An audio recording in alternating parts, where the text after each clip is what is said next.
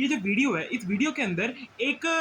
जो लोग होते हैं, 5-6 लोग होते हैं, 5-6 जन होते हैं, वो खाना खाने आए हुए होते हैं और इस वीडियो में आमतौर पर देखा जा सकता है कि ये जो लोग हैं रेस्टोरेंट में जब खाना खा रहे होते हैं और वेजिटेरियन ऑर्डर बहुत सारी प्लेटें ऑर्डर कर देते हैं, उसके बाद में जब इनसे बिल लेने की बारी आती है, तो उनमें से एक बंदा जो है और वो साफ तौर पे आम तौर पर कैमरे पे देखा जा सकता है कि वो एक तौर पे वो हड्डी लेकर उसके प्लेट में डाल देता ताकि जो रेस्टोरेंट का बिल है वो किसी भी प्रकार इनको देना ना पड़े और जो इस बात पर वो झगड़ा कर कर वो रेस्टोरेंट के बिल देने से बच जाए। इस वीडियो में आम तौर पर ये देखा जाता है कि वो उस जब पुलिस आती है तो पुलिस इस बात की तहकीकात करती है क्या ये जो बोल रहे हैं वो सच है भी या नहीं। पूरी तहकीकात होने के बाद में जो रेस्टोरेंट का मालिक होता है वो कैमरा फुटेज जब दिखाता है तो इनको जो है